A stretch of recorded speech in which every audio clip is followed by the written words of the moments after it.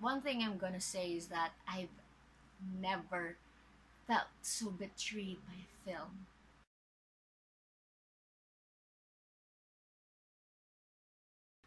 Okay, so I just came back from SMOA. I just finished watching Mamma Mia 2, and I can't wait.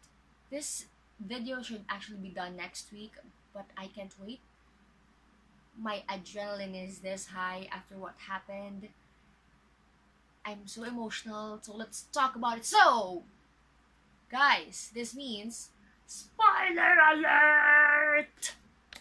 Don't get me wrong, I might not look happy because mm, I'm emotional right now, but the film was excellent.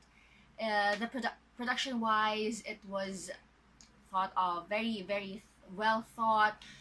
They exerted money and effort in doing the set and everything. A bit different from the first movie because the first movie was just very fun. Of course, I'm not saying it's low budgeted film, but I'm saying that this one is more planned, more extravagant. I mean, hello, Cher comes out of a helicopter.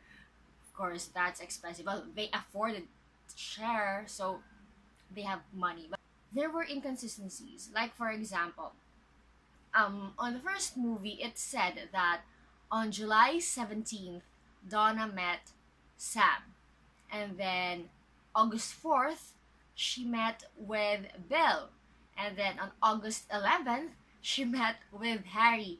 Yes, I know, I just watched Mamma Mia, the first movie, before I went to the mall, and then I watched also that yesterday. Anyway, so that's how it was plotted on the first film. It's Sam, and then Bill, and then Harry. But on the second film, it was the other way around. It was first she met with Harry. Yes, it was in Paris too.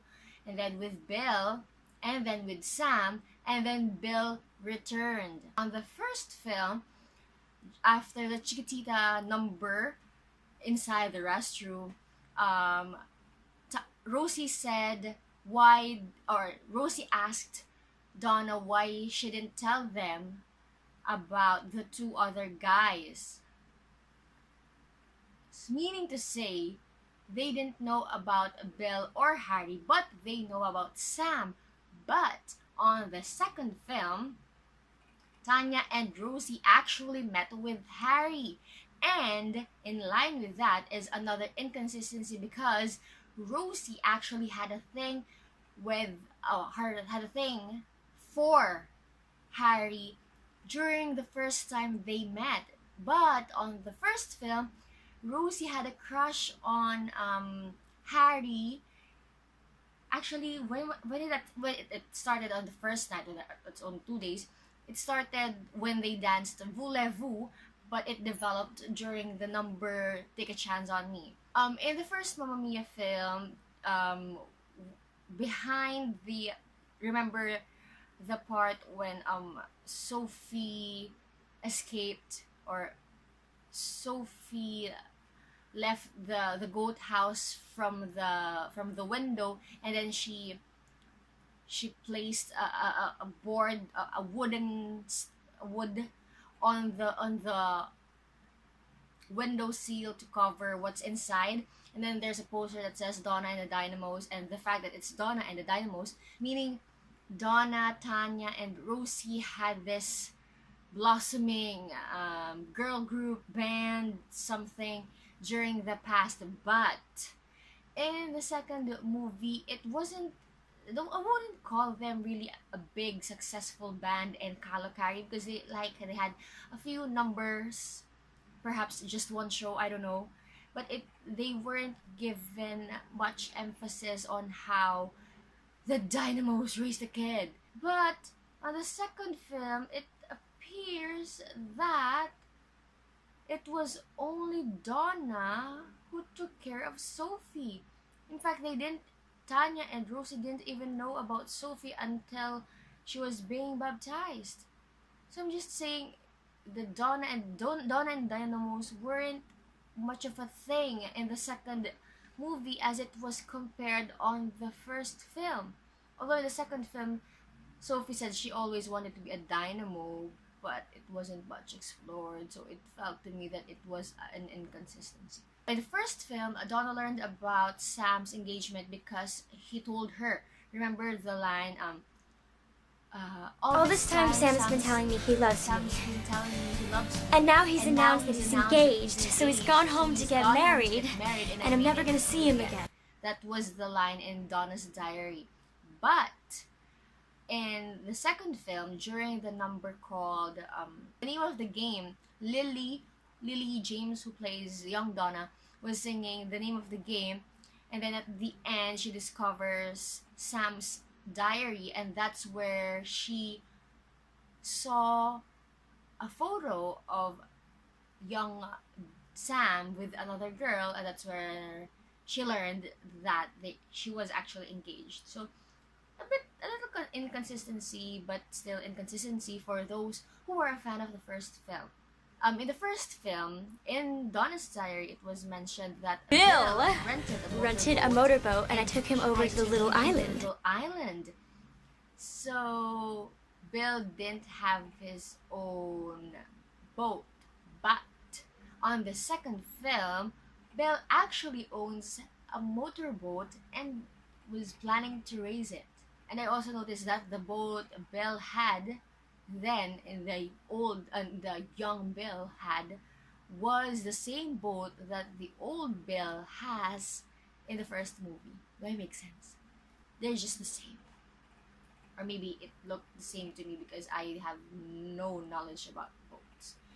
Our last summer in the first film, remember, that was when Sophie saw the young versions of Donna and Sam, Bill, and Harry, and you saw Sam with this long hair and weird beard, and then Bill with kind of long hair for a guy, and then there's Harry who has this dark pixie hair and coal eyes.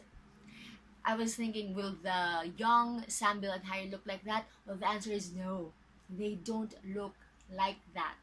Also, another thing I noticed was there wasn't much of the 70s theme during the past looking back thing. Now let's talk about what should have been included, or what could have looked better if it was included in the second film. So remember, Bill during what was that? Gimme Gimme, I think. Bill asked Sophie how Donna had the money to buy the island, and Sophie said that her mom was left money by an old woman named Sophia. There wasn't a Sophia there. In case you haven't noticed, well, in case you don't know, Donna's dead on the second film. I really am. I really cried when I realized that Donna is dead. She's dead. She's fucking dead. Dead. So she's dead in the second film. And it could have been better if they told the audience why the fuck did Donna die. Explanation: did she jump off the cliff? Did she have hypertension? Did she have cancer? Tell us why, because I personally hate the fact that Donna's dead. In the second film, besides Donna being dead, it was also discussed, it was a look back on how Donna survived her life alone, and it also discussed how she met the three guys, but it was like a whirlwind. I mean, the timeline of how she met all three of them was less than a month, but like meeting each of them was like just a song. I mean, in one of those special exclusive stuff that they released before the showing of Mamma Mia 2, Lily James said that, or Lily described Donna's relationship with Bill as fun relationship, and then in Donna's diary in the first film, it was mentioned that Bill is such a funny guy. One thing led to another. You don't see the fun, the adventurous things that they did together. No. And then Lily then also described Donna's relationship with Harry as like an understanding relationship, and in the diary it was said that Harry He's so sweet and understanding, I couldn't help it. And dot dot dot. It wasn't very much explored. It's like, I know there were so many things going on. There's Cher, there's dead Donna, there's the past, there's the present. Many things has been going on, but hey, they started the discussion about the past. They should have talked about the past. Should have explored it. Remember, Harry said that he bought Donna a guitar. I bought her this. It cost me 10 quid plus my Johnny Rotten His t-shirt. Johnny Rotten t-shirt, and that wasn't shown on the second film. Another thing, this is nothing to do with, it's a very, how I imagined the song would be used. There's this song of ABBA called Ring Ring. It goes, ring ring, why don't you give me a call? Ring ring, the happiest sound of them all. Ring ring, I stare at the phone on the wall, and I sit home alone impatiently. Would you please understand the need of me? So ring ring, why don't you give me a call? So it talks about phone calls, waiting for a call. And I was hoping that there was a number in Mamma Mia 2 in which Lily, who plays young Donna, sings Ring Ring while she waits for Sam to come back. I just hope that Cher had more number or had more airtime. It's Cher. More Cher, please, more Cher. I couldn't ask for more Meryl Streep because she's dead in the film, so I cannot exactly expect them to give Meryl Streep more airtime. So now let's talk about the good stuff. The good thing that happened, the things that I liked in Mamma Mia 2. There are good things in Mamma Mia 2, don't get me wrong. Like for example, so what's his name? Pierce Brosnan, who plays Sam, he is married to Donna. They've been married for just 4 years before Donna died. He sang in a cappella SOS. So when you're near me, darling, can't you hear me? SOS. But the parts that he sang was very emotional. When you're gone, how can I even try to go on? It was a very moving number while he's staring at Donna. During the Super Trooper, Meryl Streep and Pierce Brosnan has this small together number, dancing together stuff. It was good. During the interviews, Amanda Seyfried said that everyone said that this was better than the first. I don't know about that, but Amanda specifically said that this movie has like more emotions to it, what we call in Filipino hugot. Mas may hugot. The film has more hugot. And we all know that it's because Donna's dead. So everything that's been happening, like the renovation of reopening of was it Villa Belladonna? And everything that they're doing is actually for Donna's memory. So they all have emotions coming from that specific thing, and that's good. It's not just doing something because you want to do it, it's doing something because or for the memory of someone. And then I do not know the name of the actor who plays the young Harry, and he's so great. So great. He's very awkward. Well, his portrayal of Harry is very awkward. Very comparable to how Colin Firth is awkward as Harry. I think the awkwardness of Harry is like one of the funniest scenes about a level with about level during the times when Rosie and Bill cry whenever Donna's name is being mentioned. And then now let's talk about this number, My Love, My Life. This is the number of Meryl Streep inside this chapel during the baptism. I do not call if it's called baptism of her grandchild. I don't know what's the gender of the child, but baptism of her grandchild. Of course, she's not really there. She's just like, I don't know, spirit ghost that's singing. It actually started with the young Donna singing while she's holding baby Sophie, and then upon the reflection, there's Meryl Streep. It was so amazing. Emotions are high again. And it's like seeing a ghost, it's seeing a dead person. Why did they kill Donna? Anyway, that scene, I would compare that scene with, if you're watching 13 Reasons Why, in the second season of 13 Reasons Why, Clay had this eulogy for Hannah, and then Hannah's there, the ghost of Hannah is there.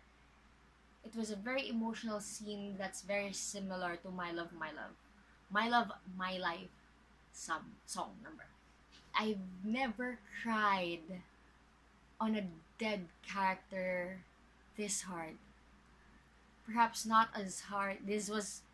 When I cried harder than when Angelica Houston's Vivian in the Mists of Avalon was killed. Like when I had an idea that Donna's character was dead, or Donna is dead, because I saw this article with the headline, "Is Donna dead in Mamma Mia 2?" And I didn't read that. But like for 2 days before I watched the film, it's all in my head. What if Donna's dead? What if Donna's dead and she's fucking dead? And I felt so betrayed. I was hoping to see see an alive Donna, enjoying life with Sam, but it felt to me that Mamma Mia, the first Mamma Mia soundtrack, will never be the same to me. I was listening to it on my way home, and it wasn't as fun as I remembered it would be. I just listened to that yesterday. And I watched the film earlier today. It didn't it didn't feel happy this time. Perhaps because I know that Donna's gonna die, so all the happiness in the first movie wasn't worth it. In the second movie's soundtrack, there's the song of ABBA called "The Day Before You Came," but it wasn't on the movie. Meryl Streep had only one number, well, a solo number, which is "My Love, My Life," and then she also appeared in Super Trooper. But in "The Day Before You Came," it was an all Meryl Streep ballad, and it wasn't on film. I wonder why. I really wonder why did they put that number on the soundtrack but not in the movie. And listening to it was a sad song. It's like she's waiting for someone. Who is she waiting for? Is she waiting for death? So I think this second film was actually unnecessary. There wasn't any need for the second film, especially if they're gonna kill Donna. There's no need for the second film. Especially that what was discussed in the second film was already discussed on the first film. Like, we already know how Sam met how Donna met with Sam, Bill, and Harry, and that's what actually also happened in the second movie. Like, why you repeat? And then they also used some numbers that were already used in the first film, so why? Donna's death, I think, was unnecessary. I mean, the existence of the second film was unnecessary, including Donna's death. I mean, why does she have to die? And it felt to me, personally, that she was dead because Meryl Streep was busy filming The Post. This is unconfirmed, but I think they were shooting at the same time, or I don't know. I really have no idea. But it's like Meryl's unavailable, but she has to be in this film, so let's just kill her off. And like, okay, so Meryl's dead. Who will we replace her with? Oh, let's have Cher. Of course, I have no idea if that's the case, but in the second movie, Sky and Sophie had a fight. They had a fight, and it was actually like, are they gonna get divorced or something? Is Sophie gonna raise her child alone? And it's like, it's not necessary to have them fight. Like, the movie could have moved forward even if they didn't fight. It also felt to me that Sophie's pregnancy was like put there for convenience's sake. Like, oh, Donna is pregnant in Kalakari, let's also put Sophie pregnant at Kalakari. During the last number, which is Super Trooper, at first I thought that it was just like a Cher show. It's a way of showcasing that we have Cher. Could have been that as well, but it was actually an encore number to welcome everyone in. Remember, in the first film, there was Waterloo, in which everyone was there. The 3 adult guys, the 3 adult women, and then the 2 lovebirds. And this time, it's a much bigger cast. I have 3 adults that are women. That's Meryl Streep, Julie Walters, Christine Baranski, and then 3 adult guys. That's Stellan Skarsgård, Pierce Brosnan, and then Colin Firth. And of course, there's Amanda Seyfried, and then Dominic Cooper. And then there's Cher. And then there's Andy Garcia, who is Fernando. You know, there's something in the air that night. Doesn't sound like Cher. Anyway, and then there's the 6 young people who play young Sam, Bill, Harry, Tony, Tanya, Rosie, Donna. So it's a big number, and it's like, at first it's like, what's happening? Why is everyone there? Apparently it's an encore, but it doesn't look good on film. I mean, it doesn't make sense on film. In theaters, it goes well because it's like the part when everyone is coming to the front of the stage, taking their bows. It doesn't matter if you're dead, if you're young, if you're past, if you're present. But this time it's like, okay, so there are interactions between the old and their young versions, and then there's the dead person coming with the old. It's an encore, yeah, but it doesn't make sense because they come from different times, especially that Donna's dead. Doesn't really make sense. Colin, Stellan, and Pierce should have a number, or should have a dancing number. Remember in the Waterloo, they were dancing like this, and they were walking in this platform hills. And this time they did. They just appeared from behind the bar, walked in front of the bar, and sat down while singing. And they weren't really singing. They were chupapa chupapa. Unlike Mariel, Christine, and Julie Walters, who were actually dancing and singing. But sadly, the 3 guys didn't have the privilege of doing that. Neither did Andy Garcia. Of course, Cher was pioneering the dance or number. She's owning the stage. It's Cher. In totality, I like the film. Will I watch it again? Well, not on the cinema because I am not really a movie-going person. But once it's available for download, I will download it. But I will also buy its DVD. But I will also buy its DVD copy because I want to see the behind the scenes. But like, it's the film was unnecessary, but I like it. But comparing it to the first movie, would I say the first one is better than the second one, or the second one is better than the first? Well, the second one has its hugot. You know, everything is for Donna or Donna's memory. But is it better? Cinematically, probably yes. They have all elements in it. They have generations of talents. But I don't know. It was just too sad for me. It was too sad to be a good film. Does it make sense?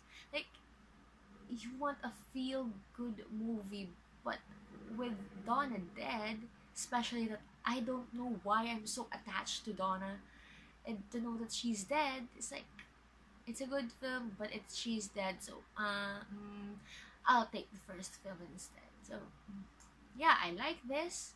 I like the movie. I like Mamma Mia 2. I love ABBA. I love the cast. But is the second one better than the first? For me, it's not. And the second film was just unnecessary. I love it though. Bye.